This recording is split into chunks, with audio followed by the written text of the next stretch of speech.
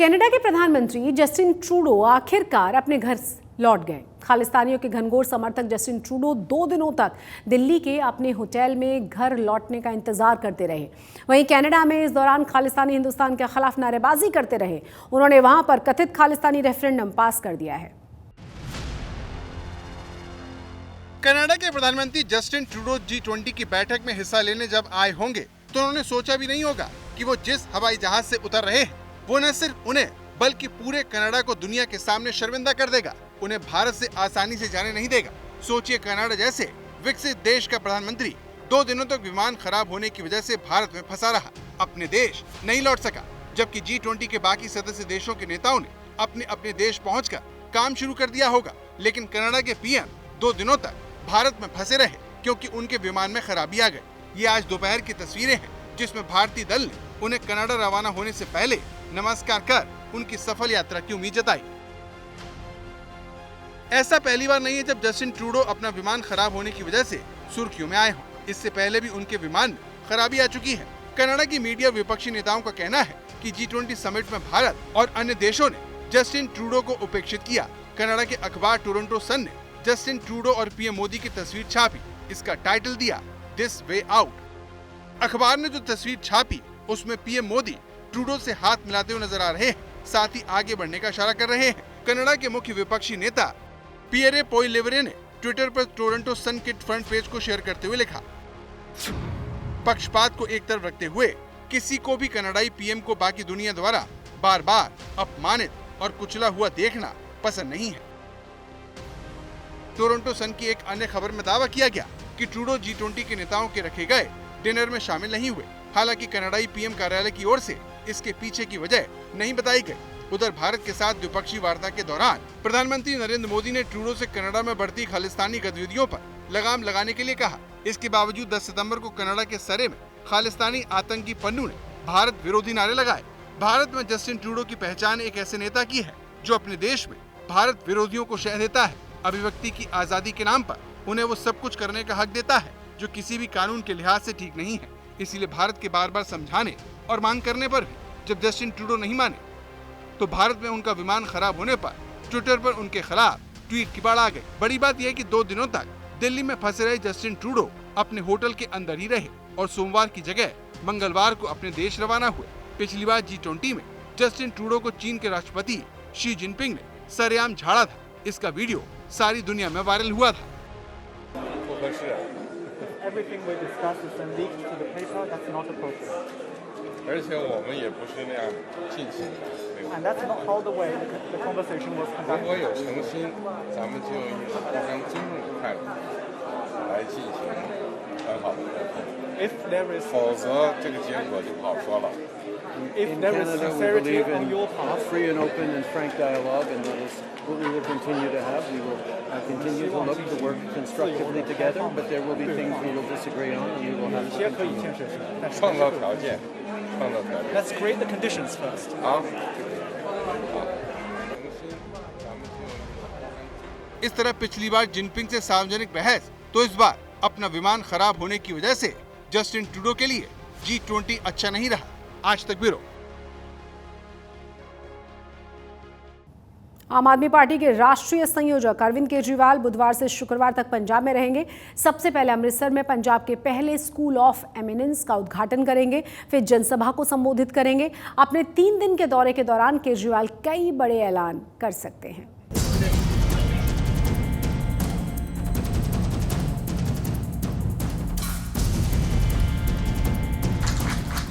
वंशीत कुमार, संदीप कौर, शुक्रिया तोड़ा। पंजाब में सभी पार्टियों ने लोकसभा चुनाव की तैयारियां शुरू कर दी है। आम आदमी पार्टी भी पूरी तरह चुनाव के मूड में आ चुकी है। सीएम भगवंत मान फुल एक्शन में है और पंजाब की जनता से किए वादे पूरे करने में लगे हैं। सीएम भगवंत मान ने चंडीगढ़ में 249 उम्मीदवारों को सरकारी नौकरी के नियुक्ति पत्र दिए। इस दौरान उन्होंने बताया कि उनकी सरकार ने 36,000 नौकरियां देने का आंकड़ा पार कर लिया है। ਤੇ ਇੱਕ ਗੱਲ ਤਾਂ ਮੈਂ ਤੁਹਾਨੂੰ ਅੱਜ ਹੋਰ ਕਹਿਣੀ ਚਾਹੁੰਦਾ ਕਿ ਤੁਹਾਡੇ ਵਾਲਾ ਬੈਚ ਥੋੜਾ ਜਿਹਾ ਸਪੈਸ਼ਲ ਇਸ ਕਰਕੇ ਹੈ ਕਿ ਅੱਜ ਆਪਾਂ ਨੌਕਰੀਆਂ ਦੇਣ ਦੇ ਵਿੱਚ 36000 ਦਾ ਅੰਕੜਾ ਪਾਰ ਕਰ ਲਿਆ।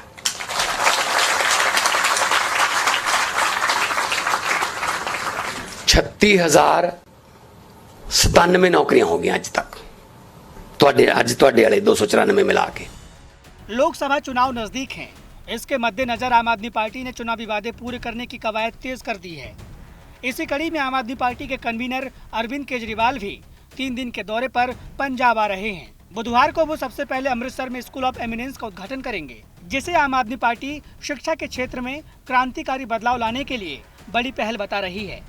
आने वाले दिनों में पंजाब में 117 स्कूल ऑफ एमिनेंस खोलने का प्लान है। कल नूं एक बड़ा पंजाब लिए इतिहासक दिन है। कल नूं 13 ਅਸੀਂ 117 ਸਕੂਲ ਆਫ ਐਮੀਨੈਂਸ ਚੁਣੇ ਨੇ, 117 ਬਣਾਉਣੇ ਆ, ਯਾਨੀ ਕਿ 8ਵੀਂ 9ਵੀਂ 10ਵੀਂ 11ਵੀਂ 12ਵੀਂ ਦੇ ਬੱਚੇ ਦਾ ਜਿੱਧਰ ਨੂੰ ਦਿਲ ਕਰਦਾ ਬੱਚੇ ਨੂੰ ਉਹੀ ਟ੍ਰੇਨਿੰਗ ਦੇਵਾਂਗੇ। ਕੱਲ ਤੋਂ ਅਸੀਂ ਕੱਲ ਨੂੰ ਪਹਿਲਾ ਸਕੂਲ ਆਫ ਐਮੀਨੈਂਸ ਉਹ ਛੇਹਟੇ ਦੇ ਵਿੱਚ ਅੰਮ੍ਰਿਤਸਰ ਦੇ ਵਿੱਚ ਉਹਦਾ ਉਦਘਾਟਨ ਕਰਨ ਲੱਗੇ ਆ। ਕੱਲ ਨੂੰ ਪਹਿਲਾ ਸਕੂਲ ਬਣੇਗਾ। ਇੰਨੇ ਸ਼ਾਨਦਾਰ ਸਕੂਲ ਹੋ ਜਾਣਗੇ ਆਉਣ ਵਾਲੇ ਦਿਨਾਂ 'ਚ। ਮਾਪਿਆਂ ਦੀ ਮਰਜ਼ੀ ਹੋਊਗੀ, ਬੱਚੇ ਨੂੰ ਪ੍ਰਾਈਵੇਟ 'ਚ ਪੜਾਉਣਾ ਪ੍ਰਾਈਵੇਟ 'ਚ ਪੜਾ ਲਓ, सरकारी च पढ़ना सरकारी च पढ़ा लो, पर उधर फीस लगूगी, इधर फीस भी नहीं लगनी। अमृतसर में स्कूल ऑफ एमिनेंस का उद्घाटन करने के बाद केजरीवाल और भगवंत मान एक रैली को भी संबोधित करेंगे, जिसमें कई बड़े और ऐलान हो सकते हैं। एक स्कूल ऑफ एमिनेंस जरूर होएगा ताकि बच्चों को सहूलतां मिल सकन। जिहड़ी प्राइवेट स्कूलों में सहूलतां मिलदियां, बच्चों की सुरक्षा प्रति कैमरे लगाए जा रहे हैं, बसां का अरेंज किया जाएगा ताकि बच्चों को घरों स्कूल तक लैके आया जा सके तो स्कूलों फिर घर तक छड्डिया जा सके। सो एक वड्डी शुरुआत ते वधिया शुरुआत पंजाब के मुख्य मंत्री भगवंत सिंह मान और आम आदमी पार्टी के कन्वीनर अरविंद केजरीवाल कल तो करेंगे। केजरीवाल के दौरे को लेकर अमृतसर प्रशासन भी तैयारियों में जुटा हुआ है। आम लोगों को परेशानी न हो, इसके लिए पुलिस ने रूट में बदलाव किया है। साथ ही लोगों से दोपहर के बाद गोल्डन गेट से बाईपास रूट पर कम मूवमेंट करने की अपील की है। पुलिस के नाल चाहे वो नाकाबंदी की हुए, पेट्रोलिंग पार्टियां दे नाल, और चाहे वो ट्रैफिक संबंधी आ, वो असीं पूरे प्रबंध किए आ। अज भी मैं सारे प्रैस के जरिए लोगों तक यही अपील करनी चाहना कि जिहड़ा साडा बाहरला हाईवे, जिवें लोग चाहे कोई तरन साइड तो आवे, जलंधर साइड तो आउण, वो सारे दे सारे जदों आपां गोल्डन गेट तो बाहरों बाहर हाईवे दे उत्तों दी हुंदे होए गमटाला साइड तो आउणगे, उत्थों सारियां जिहड़ियां एंट्रियां आ, अगर उन्हां दीयां वड्डियां बसां तां साडे थां ते साडे नाके लगे होणगे, और उत्थों उन्हां नूं वड्डियां बसां नूं असीं जिहड़ी आनंद पार्क तो अंदर शहर च एंटर करावांगे। अब अगले 3 दिनों में केजरीवाल कई और बड़े ऐलान कर सकते हैं। इसके अलावा केजरीवाल लुधियाना और मोहाली भी जाएंगे, जहां चुनावी रणनीति पर मंथन करेंगे और आम आदमी पार्टी के पक्ष में माहौल बनाने की कोशिश करेंगे। अमृतसर से अमित शर्मा के साथ आज तक ब्यूरो। पंजाब में सरकार के खिलाफ पटवारियों की लड़ाई में बड़ा अब ट्विस्ट आ चुका है। दरअसल पटवारी यूनियन 2 धड़ों में बंट चुकी है, जिनमें एक गुट सरकार का समर्थन कर रहा है और दूसरा गुट ऐसा है जो विरोध में सामने खड़ा हुआ है। आज दोनों ही गुट आमने सामने आ गए थे। इस दौरान जमकर बवाल हुआ।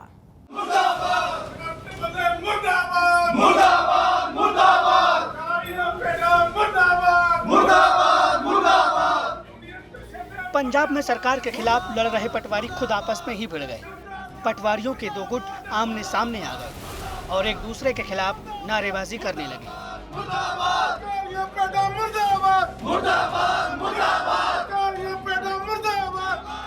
दरअसल अपनी मांगों को लेकर जिस यूनियन ने सरकार के खिलाफ मोर्चा खोल रखा था, अब उसमें 2 फाड़ हो गई है। पटवारी यूनियन के कुछ सदस्य खुलकर सरकार के समर्थन में उतर आए हैं और उन्होंने बाकायदा नई यूनियन भी बना ली है।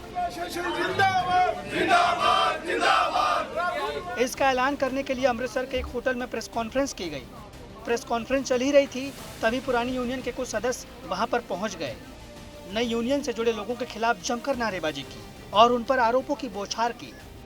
पंजाब के भले वास्ते वो काम कर रहे हैं, नौजवानों वास्ते वो काम कर रहे हैं जिन्होंने 3193 कलमा छड़ दित्तियां ने, वो काम ने 710 पटवारी साडे कलम छड्डण आए, 506 पटवारियों की फिर प्रमोशन है ते उस दे नाल आम जनता का नुकसान ही हो। बिल्कुल सर, पहलों जी आम जनता का नुकसान सी, मैं वो जनता नूं माफी मंगदा। पहलों जनता परेशान ना होवे। 3193 9000 पिंडां दा काम असीं अपने मोढिਆਂ ते चुक्किया सीगा, वो कर रहे सी बिना मेहनत ने 2 काम कर रहे सीगे।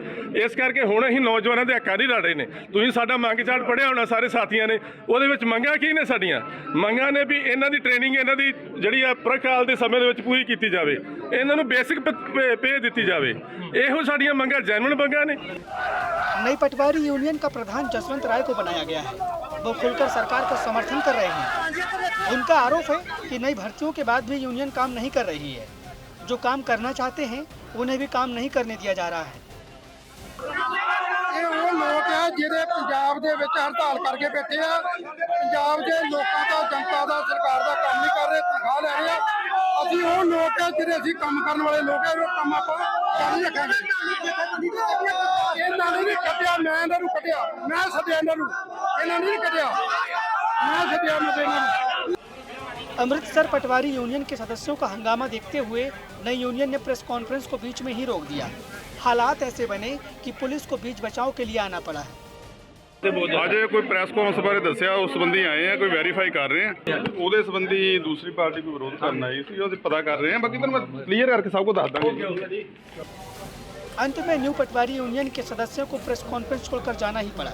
हालांकि नई यूनियन के प्रधान जसवंत राय ने साफ कर दिया कि वो किसी के विरोध से नहीं डरेंगे, वो अपना काम करते रहेंगे और इस तरह के विरोध प्रदर्शन से उनके काम पर कोई फर्क नहीं पड़ेगा। अमृतसर से अमित शर्मा के साथ आज तक ब्यूरो। संगरूर के रहने वाले युवक ने मलेशिया से वापस लौटते ही आत्महत्या कर ली। बताया ये जा रहा है कि उसने कोई जहरीला पदार्थ निकल लिया था। दरअसल ट्रैवल एजेंसी ने टूरिस्ट वीज़ा को 3 साल का वर्क परमिट बताकर उसे मलेशिया भेज दिया था, लेकिन 20 दिन के बाद ही उसे वापस लौटना पड़ा। परिजनों ने बताया कि उन्होंने 9 लाख रुपए खर्च करके बेटे को मलेशिया भेजा था, लेकिन वो ट्रैवल एजेंट की धोखाधड़ी का शिकार हो गए।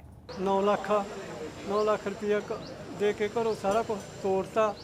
ये एजेंटा ने ठगी मारी आ, एजेंटा ने ठगी मारी आ। वीज़ा ये 3 साल का कह के ਉਹਨੂੰ 28 ਦਿਨਾਂ ਦੇ ਵਿੱਚ ਪਾ ਕੇ ਸਾਰੀ ਠੱਗੀ ਇਹ ਮਾਰੀ ਗਈ। ਅਸੀਂ ਇਹ ਕਹਿੰਦੇ ਆਗੇ ਵੀ ਹੋਰ ਬੱਚਾ ਨਾ ਲਾੜਿਆ ਜਾਵੇ, ਇਹਨਾਂ ਦੀ ਸੰਭਾਲ ਕੇ ਪਰਚੋਲ ਕਰੋ।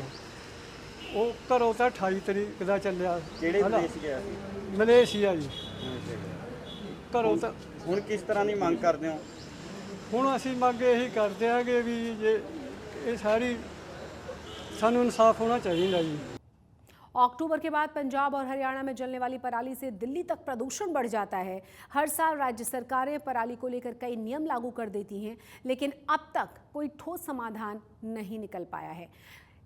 इसे लेकर जो कृषि विशेषज्ञ हैं वो क्या कहते हैं, इस रिपोर्ट के जरिए जानिए। भारत में अक्टूबर नवंबर के महीने में जब पंजाब, हरियाणा और उत्तर प्रदेश में पराली जलाई जाती है तो देश की राजधानी दिल्ली गैस चैम्बर में तब्दील हो जाती है। उस समय तमाम राजनीतिक पार्टियां हैं एक दूसरे के ऊपर आरोप प्रत्यारोप करती है, लेकिन अभी तक इसका कोई सल्यूशन नहीं निकल पाया है। ज़्यादा बात करने के लिए इस वक्त हमारे साथ कृषि विशेषज्ञ देवेंद्र शर्मा जी हैं। देवेंद्र जी, चर्चा तो पिछले कई सालों से करते आए हैं, लेकिन अभी तक इसका कोई सल्यूशन नहीं निकल पाया। सल्यूशन क्या है? देखिए, कई तरीके के प्रयास हुए हैं, हम ये जानते हैं, लेकिन अधिकतर प्रयास हमारे पॉलिसी मेकर्स का ये रहा है कि हम मशीनों पे इन्वेस्ट करें। मशीनों पे मशीनें। तकरीबन आज 5 सेट का एक मशीन चाहिए होती है स्टबल बर्निंग के लिए। अगर हर किसान के पास वो 5 मशीनें आनी हैं, 5 या 6 जो भी हैं, तो उससे सर अगर हम देखें टोटल मशीनीकरण जो हो गया है वो तकरीबन 1,37,000 मशीनें इस सीज़न में, आने वाले सीज़न में उसमें यूज़ होंगी मैनेजमेंट के लिए। 1,37,000 मशीनें, अगले साल वो 1.5 लाख हो जाएंगी। उसके अगले साल और आप 20-25 हज़ार और ऐड कर देंगे, तो ये कहाँ जाके रुकेगा? ये अभी तो ये 24 हेक्टेयर के ऊपर एक मशीन है। हमारे कुछ पॉलिसी मेकर्स कह रहे हैं कि हम एक टाइम आ जाएगा हम 1 हेक्टेयर के लिए भी एक मशीन देंगे, पर ये नहीं समझ पा रहे कि ये जो मशीनों का जंजाल है, जब ये आपका एक जंक यार्ड बन जाएगा पंजाब, तो क्या ये सच्चाई नहीं है कि आने वाले 5 सालों के अंदर हम एक नए प्रॉब्लम से जूझ रहे होंगे कि भाई जंक यार्ड से कैसे पंजाब को निकालें? तो ये हमारे क्या कारण है कि हम उसको सलूशन नहीं दे पाते हैं। अब आप पूछेंगे कि सलूशन होना क्या चाहिए। जितने भी सलूशन आज तक आए हैं, मैं इसमें ये नहीं कहता कि मशीनों का उपयोग नहीं होना चाहिए, पर उतनी ही क्वांटिटी में या उतने कंटेंट में या उतनी परसेंटेज में जितना कि वो उसको हैंडल कर सकता है। लेकिन दूसरा ये है कि जब पंजाब के किसान, क्योंकि ये हम ना भूलें कि 200 लाख टन का स्टबल होता है जिसको पराली कहते हैं हम पंजाबी में।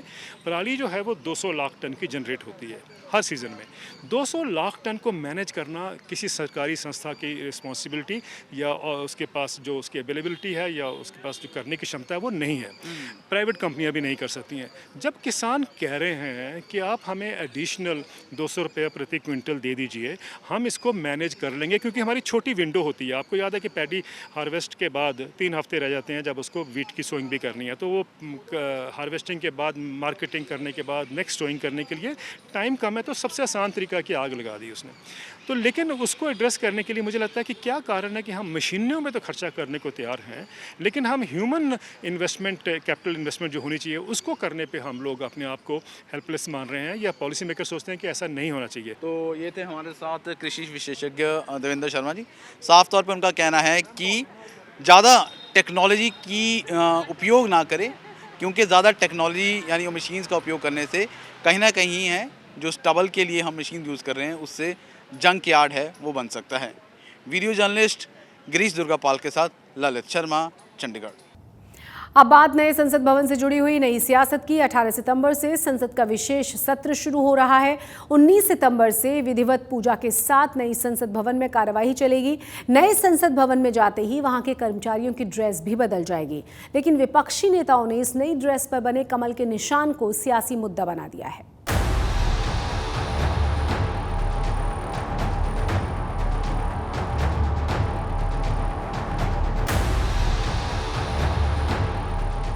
उन्नीस सितंबर को मुहूर्त तय हो चुका है। संसद के नए भवन के गृह प्रवेश की यही तारीख तय हुई है, यानी इस दिन से नए संसद भवन में कार्यवाही शुरू होगी। और ये दिन भी कोई ऐसा वैसा नहीं है। गणेश चतुर्थी का पावन दिन इस खास अवसर के लिए चुना गया है। सूत्रों से खबर है कि संसद का सत्र पुराने भवन में ही होगा। 19 सितंबर को विधिवत पूजा होगी और फिर प्रवेश होगा। 19 सितंबर को दोनों सदनों की साझा बैठक भी हो सकती है।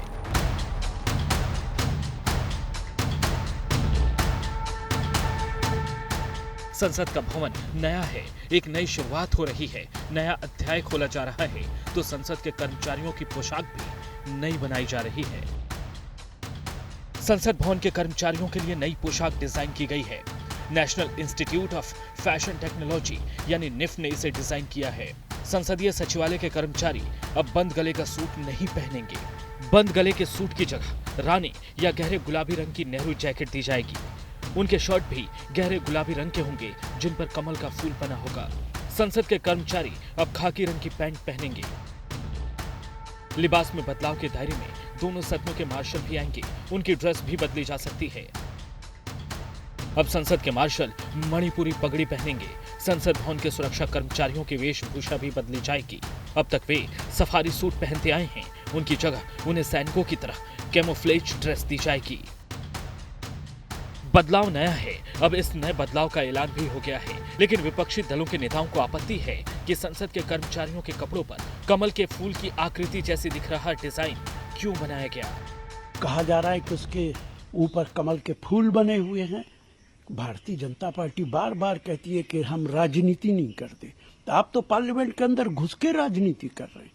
अगर इस तरीके से मार्शल पे कमल के फूल लगाए गए तो इसका विरोध किया जाएगा, इसकी मुखालफत की जाएगी। इस बात की इजाजत नहीं दी जा सकती। भारतीय जनता पार्टी, उसकी सरकार प्रधानमंत्री मोदी जी को मोगैम्बो के रूप में देखना चाहती है और उसी पोशाक में देखना चाहती है। प्रधानमंत्री जी भी उसी स्वरूप में चल रहे हैं, लेकिन ये देश मोगैम्बो खुश हुआ के मूड में नहीं चल सकता। इस देश में लोकतंत्र है और उस लोकतंत्र का ये पैमाना है कि सरकार बताए कि विशेष सत्र का एजेंडा क्या है। राजनीति में कमल के फूल के डिजाइन को लेकर विवाद पहले से चला आ रहा है।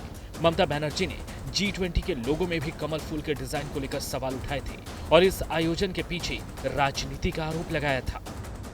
तो इसके बारे में तो हम भी कह सकते हैं कि आप लोटस को G20 में पूरा लोटस बना दिया, G20 का सिंबल। ये भी आपको नहीं करना चाहिए। लोटस सिंबल बीजेपी का सिंबल है, वो भी हमारा नेशनल सिंबल है। कैसे एक पार्टी का सिंबल होता है, इसमें सोचना चाहिए। हम झगड़ा करने के लिए ये बात नहीं किया, हम आपस में ये बात कहते हैं। तो सत्र नया होगा, संसद का भवन नया होगा, लिबास भी नया होगा, लेकिन राजनीति तो पुरानी ही रहेगी। वो कहां बदलने वाली है। जो बताया जा रहा है उसके मुताबिक पिछले कई वर्षों से इस तरीके की मांग चल रही थी कि जो ड्रेस है वो पार्लियामेंट के कर्मचारियों की बदलनी चाहिए, क्योंकि कई वर्षों से वही पुरानी ड्रेस चली आ रही थी। इस वजह से ये कहा जा रहा है कि परंपरागत तौर पर इस तरीके की ड्रेस को डिजाइन किया गया है, जिसका मकसद है कि नया संसद भवन और नई ड्रेस हो, जिससे कि लोग ये जान सकें कि भारत की परंपरा और संस्कृति किस तरीके की है। हिमांशु मिश्रा, नई दिल्ली, आज तक।